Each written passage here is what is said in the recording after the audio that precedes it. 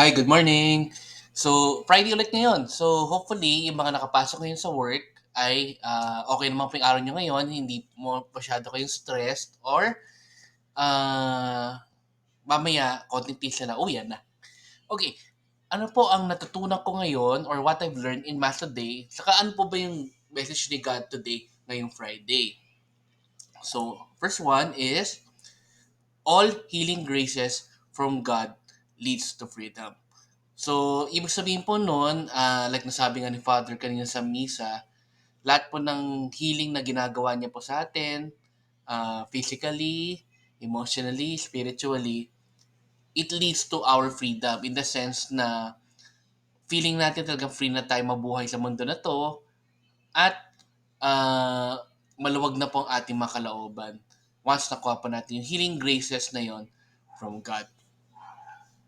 Next, love should always be expressed through love of God and service to others. So, ilang beses ko na rin siguro na-tackle na talaga ang love, napapakita siya through service to others. Like, pagtulong po sa kapwa natin, hindi lang po sa mga kamag-anak po natin, mas more sa mga taong nangangailangan, like yung mga taong naghihirap, mga taong maraming problema, mga taong humahanap ng kalinga mula sa kapwa-tao. Ang paggawa po nun is nagpapakita ng love. And the third and last, we should be merciful to others. Actually, self-explanatory. So, maging ano tayo, merciful sa kapwa po natin. Kung meron man mga gumagawa na masama sa atin, i-try pa rin natin yung best natin na maging merciful sa kanila.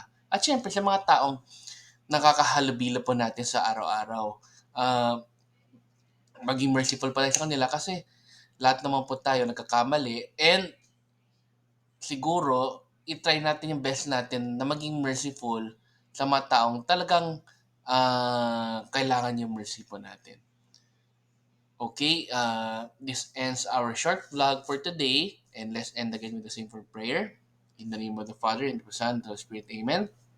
Lord, sana po ay makakuha po kami ng mga graces ng healing mula po sa inyo. Lalo na po kaming mga taong dumadaan po sa mga problema, sa mga maraming iniisip tungkol po sa buhay po namin, sa future po namin, sa future po ng aming mga pamilya. Sana po i-heal niyo po kami at maging merciful rin kami sa ibang tao. At sana po ay lagi niyo po kaming tutulungan sa mga pang-araw-araw po naming mga hinaing or mga problema po namin. And sana po ilagi niyo nga po kaming i-guide sa mga buhay po namin. Amen. In the name of Father, Son, and Holy Spirit. Amen. So, it's Friday again. So, have a nice weekend. Magkita-kita po tayo sa Monday po ulit. And sana po makauwi po kayo ng safe and sound mula po sa work and mula po sa mga biyahe niyo po from this long vacation. And let's end again with the simple Thanksgiving prayer. Thank you. Daily thank you prayer. Lord, thank you very much for all the blessings that you are giving us every day. Thank you for our food, safety, security, guidance, and all your blessings. Please avoid us getting sick from all illnesses and forgive us for all our sins.